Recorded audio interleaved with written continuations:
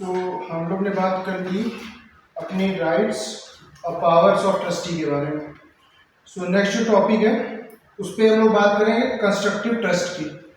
अब ये important aspect था क्योंकि कंस्ट्रक्टिव ट्रस्ट भी काफ़ी यूज़ हुआ था।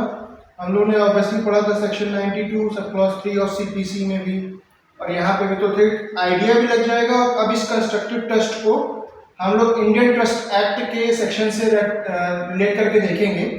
तो यहाँ पे क्या क्या बताया गया है, सबसे पहले कंस्ट्रक्टिव ट्रस्ट के बारे में उस पर समझेंगे, और कैसे कंस्ट्रक्टिव ट्रस्ट ट्रांसफॉर्म होती है ओरिजिनल ट्रस्ट में, और कहाँ पे एक कंस्ट्रक्टिव ट्रस्ट को समझाया जा सकता है। ठीक है, तो इस ट्रस्ट के बारे में, कंस्ट्रक्टिव ट्रस्ट क्या है उसके बारे में डिस्कस हम लोग यहाँ पे करेंगे। ठीक है, चलिए। There are various relationship in the nature of trust recognized by law. Hence, the relationship are similar to those between the trustee and the beneficiary, but in reality they are not trust. तो कहा जा रहा है कई बार ऐसे relationships होते हैं जो बाय लॉ रिकॉग्नाइज होते हैं, नॉट बाय ट्रस्ट डीड। तो वो ट्रस्ट जो ट्रस्टी और ट्रस्ट बेनिफिशियरी के बीच में होता है वैसा रिलेशनशिप तो नहीं होता, पर एक्ट लाइक अ ट्रस्ट होता है। तो इसी वजह से इसे जो है कंस्ट्रक्टिव ट्रस्ट कहते हैं। ठीक है ना, तो एक कंस्ट्रक्टिव ट्रस्ट जो है ये सृजनात्मक एक लग रही है ट्रस्ट है, पर वो ट्रस्ट होती नहीं है, बस वो मियरली एक कंस्ट्रक्टिव ट्रस्ट की तरह काम करती है।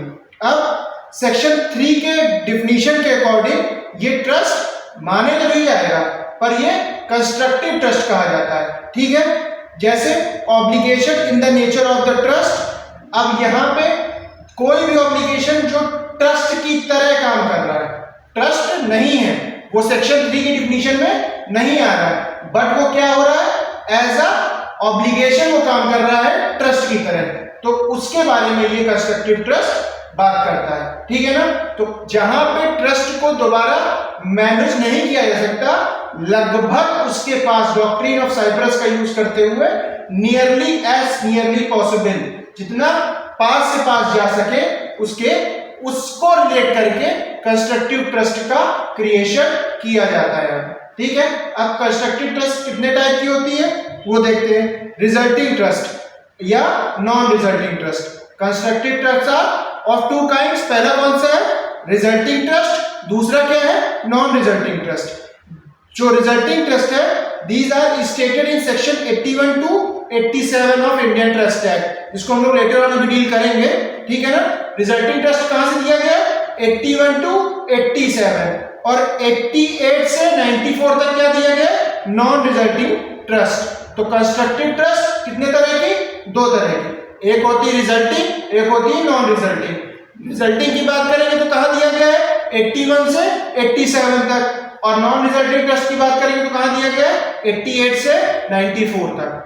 कोई दिक्कत यहाँ पे, ठीक। तो नॉन रिजल्टिंग ट्रस्ट क्या है, दे arise bye operation of law. ठीक है, लॉ के ऑपरेशन के अकॉर्डिंग ही ये अराइज होती है। There is no prior transfer of interest by one person to another. इससे पहले जैसे जो वाली ट्रस्ट होती थी नॉर्मल ट्रस्ट, उसमें जो सेटलर होता है, क्रिएटर होता है, ऑथर होता है, जो वो अपना एक पूरी प्रॉपर्टी ट्रांसफर करता है किसको, ट्रस्टी को।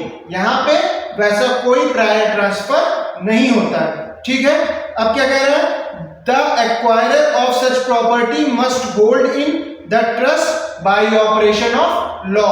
कैसे इस ट्रस्ट को होल्ड कर रहा है, ऑपरेशन ऑफ लॉ के अकॉर्डिंग। तो नॉन रिजल्टिंग ट्रस्ट जो है वो इन्फोर्स कराई जाती है बाय ऑपरेशन ऑफ लॉ के according, and there these are dealt with in section 88 to 94 of trust act। ठीक है ना, जैसे एग्जांपल है advantage gained by fiduciary relations, अभी पढ़ेंगे सेक्शन 88 में, तो क्या कहता है उसके बारे में बात करते हैं। तो सबसे पहले बात कर रहा है 81 में, not disposing of beneficial interest, beneficial interest को डिस्पोज ऑफ नहीं कर रहा है। Where the owner of the property transfers his property but the attendant circumstances shows that he did not intend to transfer the beneficial interest, therein the transferee must hold such property for the benefit of the owner or his legal representative। कहना क्या चाह रहा है कि अगर suppose that transferor ने कोई property transfer कर दी पर उसका इंटरेस्ट वो ट्रांसफर नहीं कर रहा है, तो जिसके पास वो प्रॉपर्टी है वो उस पे होल्ड ऑन रहेगा, तो कंस्ट्रक्टिव ट्रस्ट की तरह काम कर रहा है ये। इसका एक एग्जांपल देख लें, नीचे दिया हुआ है, a conveys the land to be without consideration, no trust is created, कोई ट्रस्ट नहीं क्रिएट हो रहा है। The circumstances do not show that he intend to transfer the beneficial interest. इस तरह की कंडीशंस बन गई, इस तरह के सर्कमस्टेंसेस बन गए कि दिखाया जा रहा है कि वो ट्रस्ट को जो बेनिफिट्स है, इंटरेस्ट है, वो ट्रांसफर करने के मन में नहीं है। तो वो जो बी है वो उस प्रॉपर्टी को होल्ड इस तरह करेगा ताकि वो वापस भी कर सके ए को, या अगर ट्रांसफर करना चाहे तो आगे ट्रांसफर कर सकता है। तो ए के बी के पास जो प्रॉपर्टी रखी हुई है वो एज अ ट्रस्ट रखा हुआ है अपने पास, उसको इन्वेस्ट कर रहा है, जो भी कर रहा है। तो कई बार जो है अदालत में होते हैं, बना दिए जाते हैं, है ना, उनको कमिश्नर बना दिया जाता है। अक्सर ये सीपीसी में हम लोग सिविल सूट में देखा था, सेम वही सिचुएशन की बात कर रहा है, वहां पे भी वो एज अ कंस्ट्रक्टिव ट्रस्ट काम करेगा, ठीक है ना। अगला क्या है, बेनामी संपत्ति या बेनामी ट्रांजैक्शन, सेक्शन 82। इसको कैसे पढ़ेंगे देखें, when property is transferred by one two another for a consideration paid by another.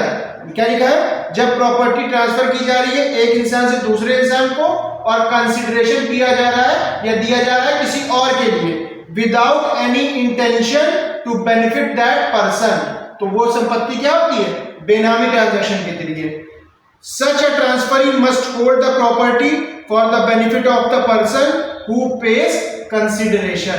अब उस पर्सन के बिहाफ में वो कंसीडरेशन जो पे कर रहा था, जिसके बिहाफ में उसने कंसीडरेशन पे किया है, उस पर्सन के पास वो प्रॉपर्टी होल्ड पे रहेगी। ये केस होता है बेनामी ट्रांजैक्शन का। इसका एक एक्ट भी आया था, है ना, क्या एक्ट था, प्रोहिबिशन ऑफ बेनामी प्रॉपर्टी ट्रांजैक्शन एक्ट 1988, ठीक है ना। क्या था एक्ट का नाम, प्रोहिबिशन ऑफ बेनामी प्रॉपर्टी ट्रांजैक्शन एक्ट 1988, ठीक है ना। तो यहाँ पे बताया जा रहा है कि जो ट्रांसफरी था, जिसको वो ट्रांसफर की गई थी प्रॉपर्टी, वो उसको होल्ड करके रखेगा, और वहां होल्ड कर रहा है तो वो एज अ कंस्ट्रक्टिव ट्रस्ट काम कर रहा है। तो दिमाग में चलना चाहिए कि ट्रस्ट नहीं है पर कंस्ट्रक्टिव ट्रस्ट का काम कर रहा है, ये ट्रस्ट का ऑब्लिगेशन जो है उसके ऊपर रहेगा, ठीक है ना। अगला क्या है, एक्सॉस्टिबल property under section 83।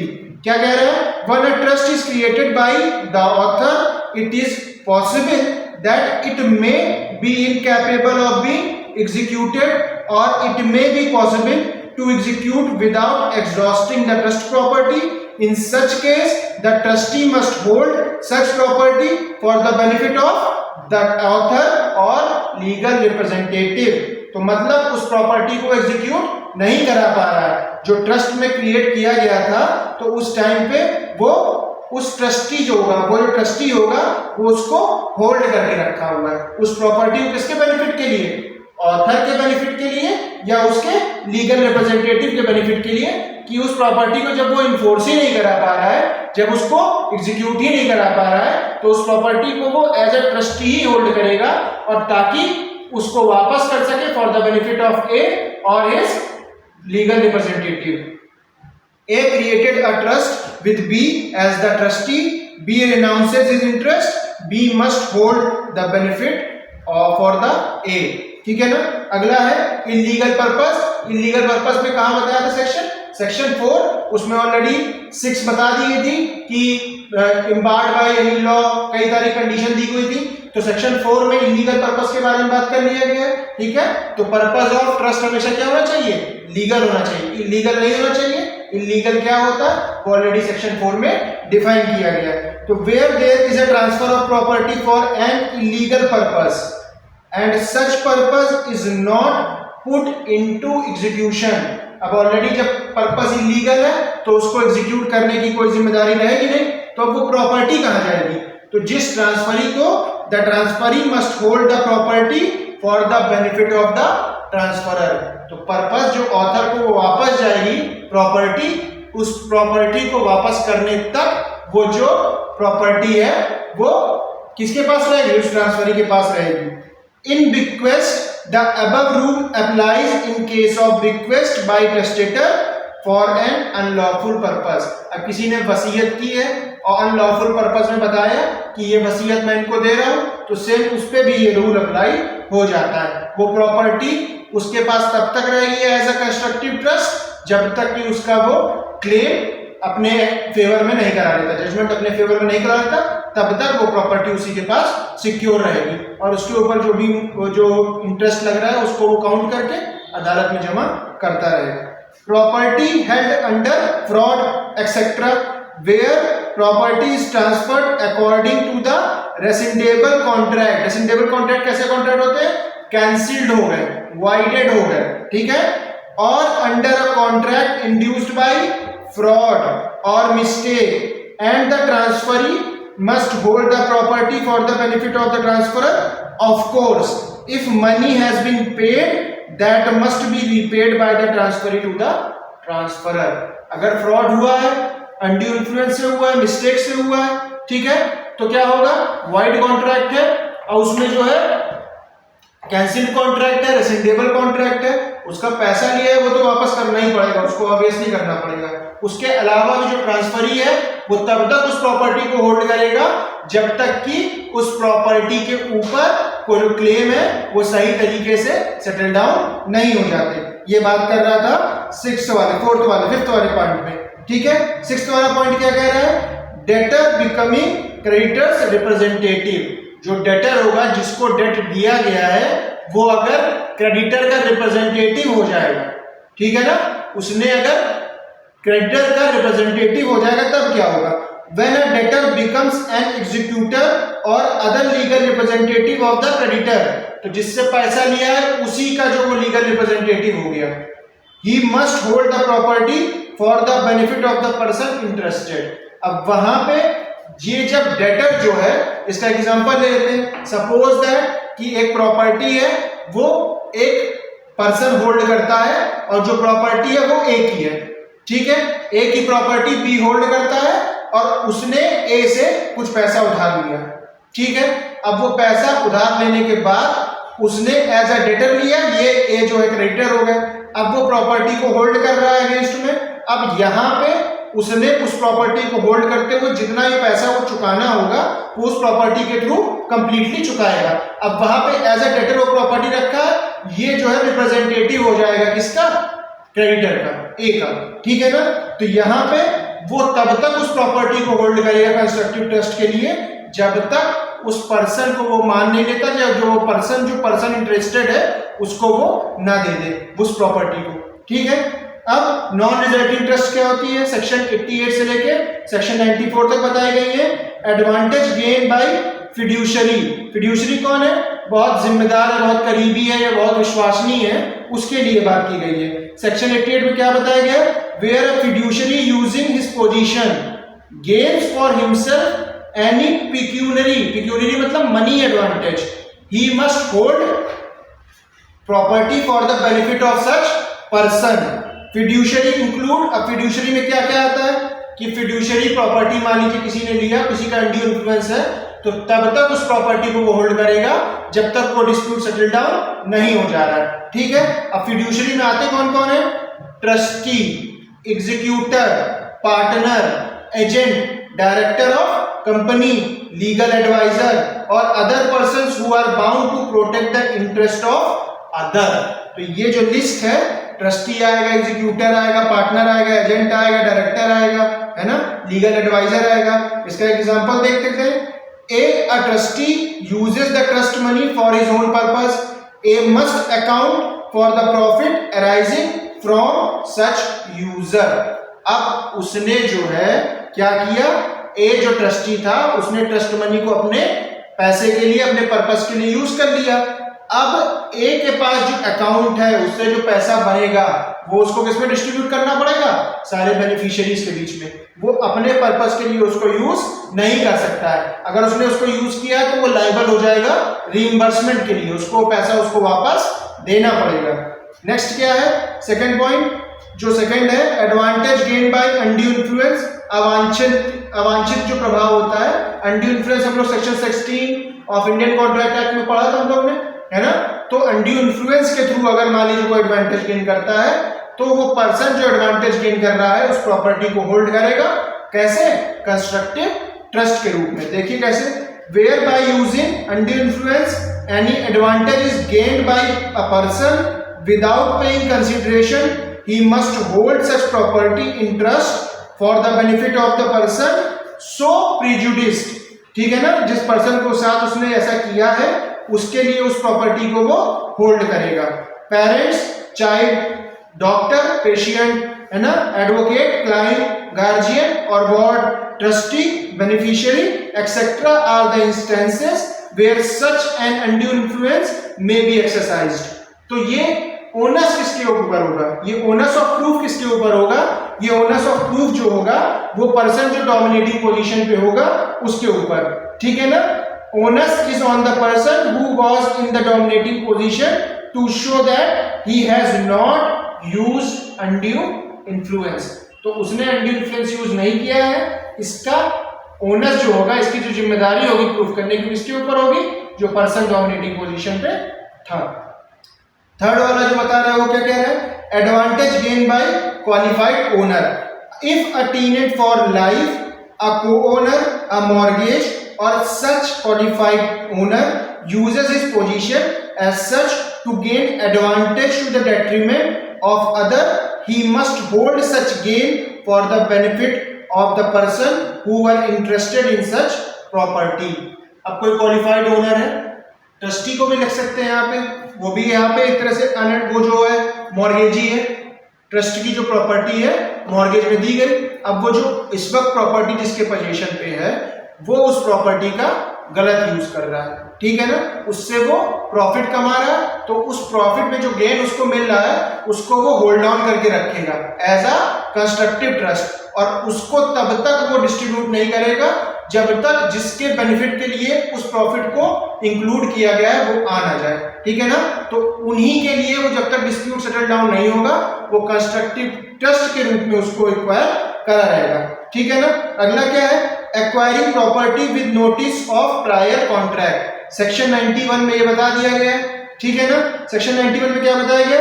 When a person acquires property with notice of prior contract, for example contract of sale, mortgage, which contract can be specifically enforced under the specific relief act 1963 का एक्ट है। ठीक है ना, 1963 act में उसका specifically उसको enforce कराया जा रहा है। Such person must hold the property in the trust for the benefit of the transferor to the extent of the contract. तो अगर प्रायर कॉन्ट्रैक्ट हुआ है तो उसको property as a constructive trust hold on करनी पड़ेगी जब तक कि वो ट्रस्ट कॉन्ट्रैक्ट में कन्वर्ट नहीं हो जाता, जब तक वो उसके बेनिफिट के लिए ट्रांसफर नहीं हो जाता तब तक वो उसको होल्ड करेगा।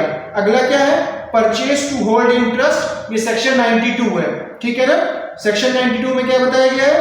Where a person contract to buy a property to hold in trust for a certain beneficiary and buys as per the contract, he must hold the property in the trust। तो यहाँ पे कोई property सिर्फ trust के लिए खरीदने के लिए हुई है। पहले बताया था कि सपोज दैट कोई ट्रस्ट में एक ऑलरेडी दिया गया है मकान, अब वो मकान ऑलरेडी ट्रस्ट में है तो उसके अगेंस्ट में मॉर्गेज करके या उस पे लोन पे उसको जो है नया ट्रस्ट ले लिया गया। अब नई प्रॉपर्टी ली गई है, उस प्रॉपर्टी को भी वो तब तक होल्ड पे रखेगा एज अ कंस्ट्रक्टिव ट्रस्ट जब तक कि उस प्रॉपर्टी के रियल बेनिफिशियरी ना आ जाए। ठीक है ना, तो यहाँ पे हमने क्या क्या बात की? सबसे पहले कंस्ट्रक्टिव ट्रस्ट की बात की। दो तरह की कंस्ट्रक्टिव ट्रस्ट होती है, रिजल्टिंग होती है और नॉन रिजल्टिंग होती है। रिजल्टिंग ट्रस्ट जो है वो दी गई है सेक्शन 81 से लेके 87 तक, और उसके अलावा जो नॉन रिजल्टिंग ट्रस्ट है वो कहाँ दी गई है? 88 से 94 तक। तो यहाँ पे जो रिजल्टिंग ट्रस्ट है उसमें क्या है? बाय ऑपरेशन ऑफ लॉ नहीं होता है, जबकि नॉन रिजल्टिंग ट्रस्ट जो होता है वो बाय ऑपरेशन ऑफ लॉ होता है। ठीक है ना, तो उसमें कई सारे हमने देखे।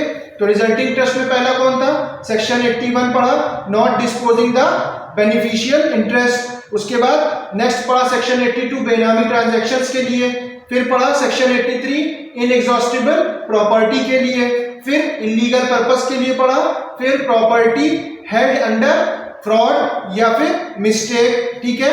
फिर debtors becoming the creditors representative. उसके बाद नॉन रिजल्टिंग ट्रस्ट में क्या क्या था, advantage gain bye fiduciary section 88 है, ठीक है ना।